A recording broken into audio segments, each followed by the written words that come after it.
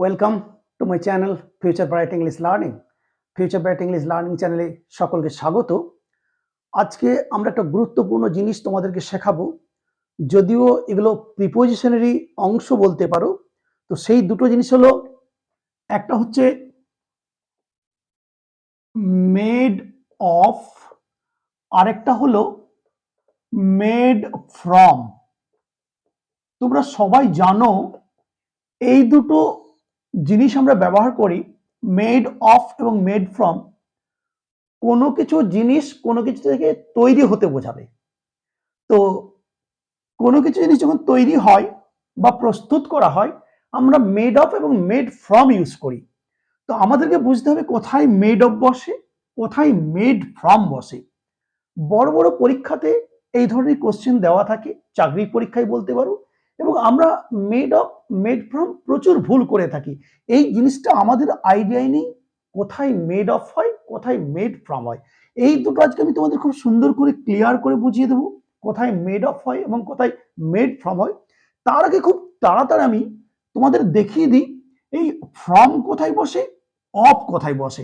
আগে আমি শর্ট করে দেখে নিই। আচ্ছা, ফ্রমটাকে দেখি, ফ্রম আগে কোথায় বসে সেপারেটলি।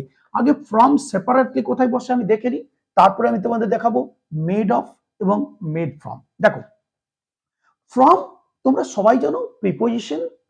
ফ্রম আমরা ইউজ করি হতে বা থেকে, সাধারণত হতে বা থেকে অর্থে আমরা ফ্রম ইউজ করে থাকি, রাইট? যে কোনো তুমি সেন্টেন্স বলো, আমরা বলতে পারি যে আমি I shall start from here, আমি এখান থেকে শুরু করব। এই দেখো, I shall start from here, হতে, অর্থাৎ হতে থেকে হলে আমরা কিন্তু কি করি, ফ্রম ইউজ করে থাকি। I shall start from here, আমি এখান থেকে শুরু করব। আবার হতে পর্যন্ত আমরা সেখানেও ফ্রম ইউজ করি। যেমন ধরো আমি রবিবার থেকে বুধবার পর্যন্ত থাকবো না, same, I shall not stay from Sunday to Wednesday. See, অর্থাৎ ফ্রম সানডে টু ওয়েনেসডে, রবিবার থেকে বুধবার পর্যন্ত, অর্থাৎ থেকে হলে কিন্তু আমরা কি করে, অর্থাৎ ফ্রম ইউজ করে আমরা কিন্তু থাকি। মনে রাখবে তাহলে হতে থেকে, যে কোনো জায়গায় হতে থেকে হলে, সে কলকাতা থেকে আসছে, he is coming from Kolkata, সে কলকাতা থেকে আসছে, he is coming from Kolkata, right? অর্থাৎ হতে থেকে হলে কিন্তু আমরা ফ্রম ইউজ করে থাকি। মনে রাখবে মেন মানে হচ্ছে ফ্রমের হতে বা থেকে, আমরা বুঝলাম। এরপর দেখো, এরপর যেমন ধরো কখনো কখনো আমরা ইউজ করি, যেমন ধরো he is suffering from fever, সে জ্বরে ভুগছে। ফ্রম ফিভার, যে কোনো ভোগা অর্থে বলতে পারো আমরা কি করি, ফ্রম ইউজ করি। He is suffering from fever, সে জ্বরে ভুগছে। সুতরাং এই ধরনের হলেও কিন্তু আমরা কি করি, জ্বর বলো, সর্দি বলো, যে কোনো ডিজিজ বলো, সেখানে আমরা কি করি, ফ্রম ইউজ করে থাকি। He is suffering from fever, সে জ্বরে ভুগছে, রাইট? আবার ধরো তাহলে আমরা এই জ্বরে, সর্দি, যে কোনো রোগের ক্ষেত্রে আমরা কিন্তু ফ্রম ইউজ করে থাকি। এরপর ধরো কোনো কোন জায়গা থেকে কোনো জিনিস উৎস বোঝালে, ইন্ডিকেট সোর্স বোঝালে আমরা কখনো কোনো ফ্রম ইউজ করি। যেমন ধরো আমি যদি বলি I have bought this bag from Delhi, আমি এই ব্যাগটা দিল্লি থেকে কিনেছি। I have bought this bag from Delhi, এই ব্যাগটা আমি দিল্লি থেকে কিনেছি। তাহলে এখানে একটা আমার উৎস, কোথা থেকে আমি কিনেছি, ফ্রম হোয়ার আমি এটা কিনেছি, কোথা থেকে, তাহলে আমার কি হয়ে যাচ্ছে, দিল্লি থেকে। এখানে আমি ফ্রম ইউজ করছি, রাইট? আবার ধরো একই অর্থে আমি where do you come from, তুমি কোথা থেকে আসো। ওই আগে যে হতে থেকে, where do you come from, তুমি কোথা থেকে আসো। তাহলে এখানে ফ্রম অর্থেও আমরা কি করলাম, থেকে। ঠিক একইভাবে এখানে এই কোনো উৎস বোঝাচ্ছে, দিল্লি থেকে আমি এই বইটা কিনেছি, এই ব্যাগটা কিনেছি, I have bought this bag or I have bought this book from Delhi. আমি এই দিল্লি থেকে এই বইটা বা ব্যাগটা কিনেছি। তাহলে উৎস বোঝালেও কিন্তু আমরা ফ্রম ইউজ করে থাকি। তাহলে এই ফ্রমের এই ধরনের ব্যবহার কিন্তু রয়েছে। মেনলি মনে রাখবে, ফ্রমের মেন ব্যবহার যে হচ্ছে হতে বা থেকে, রাইট? যে কোনো তুমি আবার ধরো বলতে পারি he fell down from the roof, from the roof, সে ছাদ থেকে পড়ে গেল। He fell down from the roof, ছাদ থেকে, অর্থাৎ বলতে পারো রিমুভাল, কাট অফ, সেক্ষেত্রেও আমরা কিন্তু ফ্রম ইউজ করে থাকি। He fell down from the roof, সে ছাদ থেকে পড়ে গেল। অর্থাৎ হতে থেকে হলেই আমরা কিন্তু ফ্রম ইউজ করে থাকি। তাহলে ফ্রমের মেন মানে আমরা যেটা বুঝলাম হতে বা থেকে, এটা আমরা কিন্তু বুঝলাম। এবার চলো মনে রাখবে ফ্রমের কিন্তু এইগুলোই ব্যবহার, আমরা যেগুলো দেখালাম এগুলোই ব্যবহার। এবারে অফের আমরা কয়েকটা তাড়াতাড়ি খুব ব্যবহার দেখি। অফ, দেখো অফ কোথায় ইউজ করি? অফ মূলত র অর্থে, র পজেসিভ কেসে আমরা possessive, in case of possessive we use of.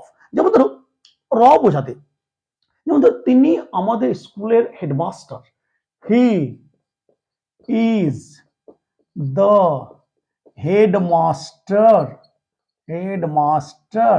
দেখো অফ আওয়ার স্কুল, এই দেখো আমাদের স্কুলের, স্কুলের, স্কুলের, এই যে র আনতে আমি কি করলাম, অফ ইউজ করলাম। He is the headmaster of our school, তিনি আমাদের স্কুলের হেডমাস্টার। He is the principal of our college, এই দেখো আমাদের কলেজের, he is the principal of our college, তিনি আমাদের কলেজের প্রিন্সিপাল। তারা আমাদের কলেজের ছাত্র, they are the students of our college, they are the students of our college. এই যে আমাদের কলেজে র, অর্থাৎ র আনতে আমরা কি করছি, আমরা কিন্তু অফ ইউজ করে থাকি, রাইট? ভার্ব, একটা কথা দিচ্ছি, verb is an important, important part of a sentence, of a sentence. See, verb is an important part, I'm sorry, part, P-A-R-T, part of a sentence. Verb হলো, I'm sorry, V-R-B, verb is an important part of a sentence.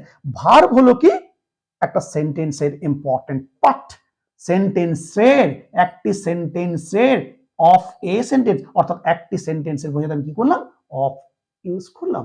অর্থাৎ মনে রাখবে আমরা কি করি, র আনতে আমরা কি করি, অফ কিন্তু ইউজ করি। এটা হচ্ছে মেন মানে। এছাড়াও অফের আমরা প্রচুর মানে পাই। যেমন ধরো আরো আমরা ইউজ করতে পারি, ধরো মৃত্যুর ক্ষেত্রেও, যেমন ধরো হি ডায়েড, হি ডায়েড, সে মারা গেল। অফ, অফ, যে কোনো ডিজিজের ক্ষেত্রে আমরা কি করতে পারি, he died of cancer, cancer, he died of cancer, সে ক্যান্সারে মারা গেল। হি ডাইড অফ কলেরা, সে কলেরায় মারা গেল। হি ডাইড অফ ম্যালেরিয়া, সে ম্যালেরিয়ায় মারা গেল। অর্থাৎ যে কোনো রোগের ক্ষেত্রেও আমরা কি করি, আমরা অফ ইউজ করে থাকি, রাইট? যে কোনো রোগে মারা গেলে আমরা কিন্তু অফ ইউজ করে থাকি। মনে রাখবে কিন্তু যে কোনো রোগে, হি ডাইড ইন ক্যান্সার নয়, হি ডাইড ইন ম্যালেরিয়া নয়, হি ডাইড অফ ক্যান্সার। তবে আমরা বলতে পারি সে অ্যাক্সিডেন্টে মারা গেল, he died in an accident, in an accident. সেক্ষেত্রে আমরা দেখো সেটা, that is not the disease, but in case of disease we always use of. He died of cancer, সে ক্যান্সারে মারা গেল। অর্থাৎ রোগের ক্ষেত্রে মারা গেলে আমরা কি করি, ডাই অফ। মনে রাখবে ডাই অফ, অর্থাৎ কিসে ডাই, কোথায় ইউজ করি, in case of any disease, যে কোনো ডিজিজের ক্ষেত্রে আমরা কিন্তু ডাই অফ ইউজ করে থাকি। He died of cancer, right? এটা আমরা একটা বুঝলাম। এছাড়া ধরো আমরা এটাও বলি, he came of a rich family, rich family, সে ধনী পরিবারে জন্মগ্রহণ করেছিল। এই যে কেম অফ, এখানে ফ্রেজাল ভার্ব বলতে পারে জন্মগ্রহণ করা। He came of a rich family, right?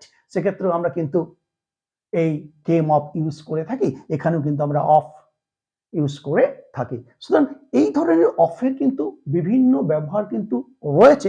এছাড়াও আমরা বলেছি, যখন আমরা আরো প্র্যাকটিস করব, সেন্টেন্স বানাবো, এই ধরনের ব্যবহার কিন্তু প্রচুর আসবে, আরো ডিটেলসে কিন্তু আমরা আলোচনা করব। তো মূলত মোটামুটি জেনে রাখো, এই র এর ক্ষেত্রে র আনতে বলতে পারো, অফ কিন্তু আমরা ইউজ করে থাকি, রাইট? সুতরাং এই হচ্ছে ফ্রম এবং অফের ব্যবহার।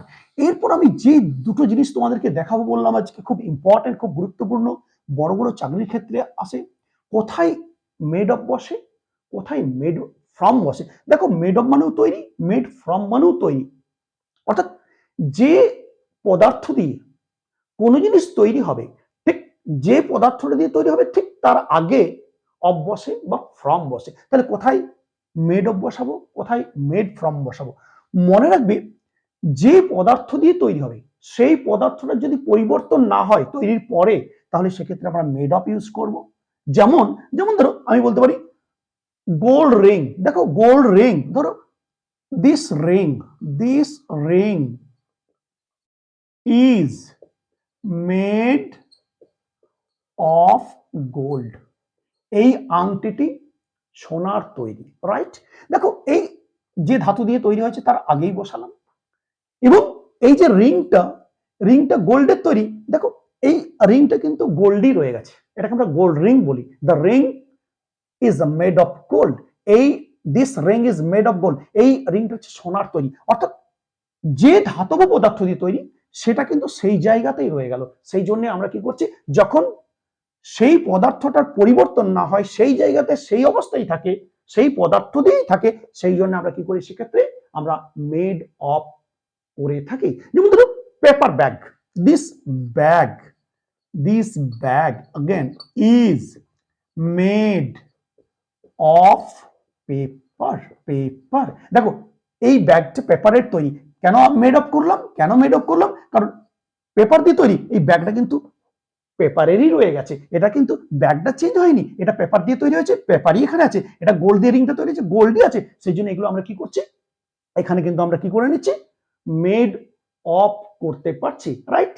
Ornament, gold ornaments made of gold, কারণ এগুলো কি হচ্ছে, ওই ধাতু দিয়ে তৈরি হচ্ছে, সোনা ধাতু দিয়ে তৈরি হচ্ছে, এবং সেখানে কি হচ্ছে, তোমার সেই জায়গাতেই রয়েছে, গোল্ডই রয়ে যাচ্ছে। সেই জন্য যে পদার্থগুলো পরিবর্তিত হয় না, সেই জন্য সেইখানে আমরা কি করে থাকি, মেড অফ করে থাকি। সেই জন্য this ring is made of gold, this bag is made of paper, এগুলো আমরা বলতে পারি সহজে, মেড অফ করি ওই জন্য।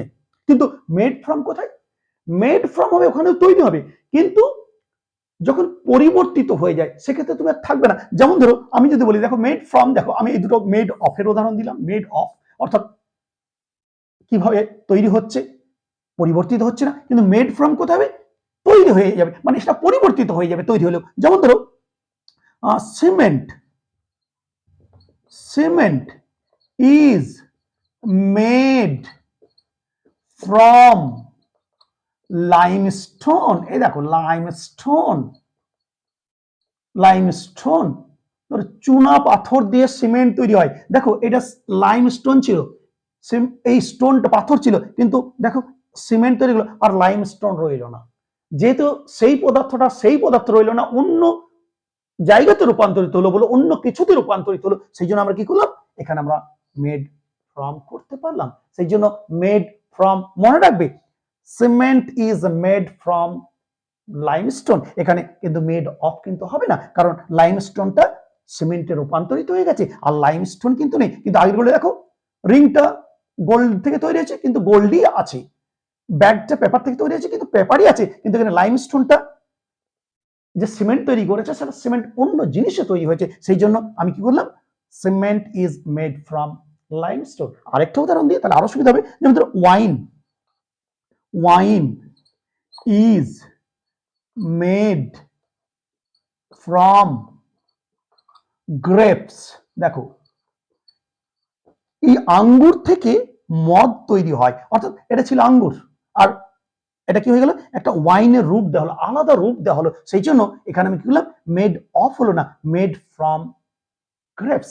Wine is made from grapes, অর্থাৎ যেগুলো থেকে তৈরি হচ্ছে, দুটোই কিন্তু তৈরি হচ্ছে, এবং যেগুলো থেকে তৈরি হচ্ছে, যে পদার্থ থেকে তৈরি হচ্ছে, ঠিক তার আগে বসে দেখো of gold, of paper, of from limestone, from grapes. কিন্তু যেটা সেই ধাতুতেই রয়ে যাচ্ছে সেখানে আমরা মেড অফ করছি, আর যেটা পরিবর্তিত হয়ে যাচ্ছে বলতে পারো সেখানে আমরা কি করছি, আমরা ফ্রম করছি। আবার ধরো আরেকটা উদাহরণ দিই ফ্রমের, bread, bread is made from flower.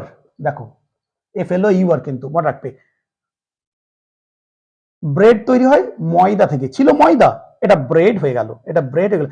Made is sorry bread is made from flower, FLOUR। সুতরাং এখানে আমার ফ্রম হয়ে গেল, কিন্তু যেগুলো ধাতুগুলো সেই জায়গায় রয়ে যাচ্ছে, সেই জন্য আমরা কি করছি, সেখানে কিন্তু আমরা অফ করছি, আর রূপান্তরিত হলে আমরা ফ্রম করছি। সুতরাং আমরা খুব সুন্দর করে বুঝতে পারলাম কোথায় মেড অফ বসে, কোথায় মেড ফ্রম বসে।